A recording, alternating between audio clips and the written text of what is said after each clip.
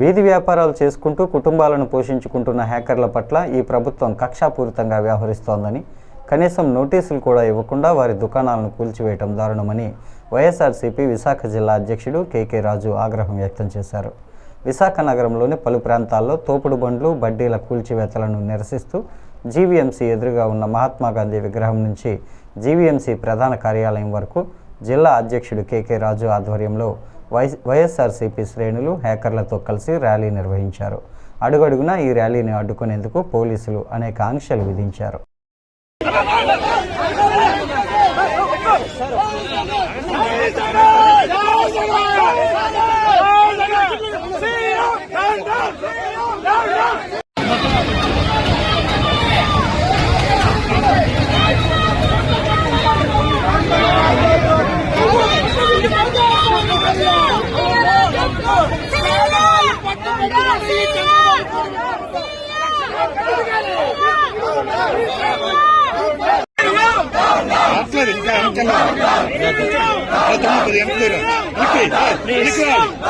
కుటుంబ సమేతంగా చిరు వ్యాపారాలు చేసుకునే చిరు వ్యాపారులపై కర్కశంగా దుర్మార్గంగా దాడి చేసిన విధంగా ఎలాంటి ముందస్తు సమాచారం కూడా లేకుండా, వారికి ఎలాంటి సమాచారం ఇవ్వకుండా ప్రొక్లైన్లతో చిరు వ్యాపారుల యొక్క బడ్డీలను కానీ షాపులను కానీ ఒక విధ్వంసం సృష్టించినట్టు ధ్వంసం చేసి ఆ వ్యాపారుల కుటుంబాల్లో ఆందోళన కలిగించి ఈరోజు వాళ్ళు ఊపిరి ఆగిపోయే విధంగా, ఆపరేషన్ లంగ్స్ పేరుతో వాళ్ళు ఊపిరి ఆగిపోయే విధంగా ఈ కూటమి ప్రభుత్వం ఒక దుర్మార్గమైన కార్యక్రమాన్ని విశాఖపట్నంలో చేపట్టడం జరిగింది. దీన్ని మేము తీవ్రంగా ఖండిస్తున్నాం.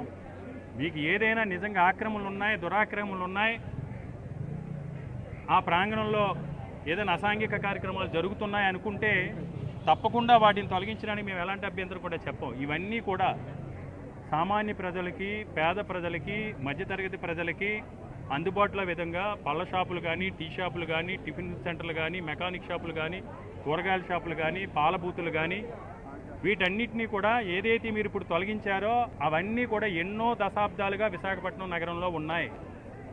వాటన్నిటికీ కూడా జీవీఎంసీ అధికారుల నుంచి ట్రేడ్ లైసెన్సులు ఉన్నాయి, ఐడి కార్డ్స్ ఉన్నాయి, ఎవరైతే ఎలక్ట్రికల్ డిపార్ట్మెంట్ నుంచి విద్యుత్ మీటర్లు కూడా ఇవ్వబడిన షాపులు ఇవన్నీ కూడా.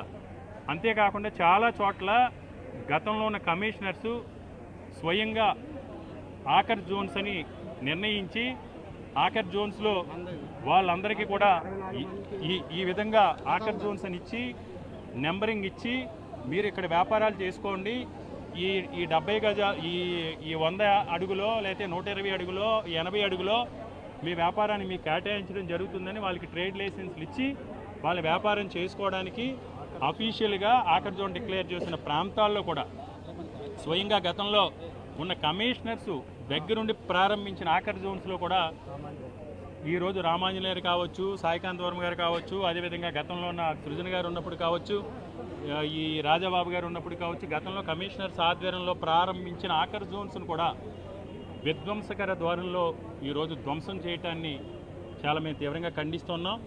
దీనివల్ల ఈరోజు విశాఖపట్నం నగరంలో సుమారు 40,000 కుటుంబాలకి పైచీలకు 40,000 కుటుంబాలు పైచీలకు ఈరోజు ఉపాధి కోల్పోయి రోడ్డును పడ్డారు. వాళ్ళందరూ కూడా ఈరోజు పెద్ద ఎత్తున ఆందోళన చెంది ఆ కుటుంబాల ఆర్థిక భారంతో వెలవెల్లాడుతున్నారు. ఎందుకంటే ఇవన్నీ కూడా డైలీ ఫైనాన్స్కో లేకపోతే ఎక్కడో బ్యాంకులోనో చాలా వరకు కూడా వీటిల్లో కూడా ముద్రా లోన్స్ వచ్చినాయి. గతంలో జగన్మోహన్ రెడ్డి గారి ప్రభుత్వ అధికారంలో ఏ విధంగా అయితే తోడు చేదోడుకి అర్హులు వీళ్ళందరూ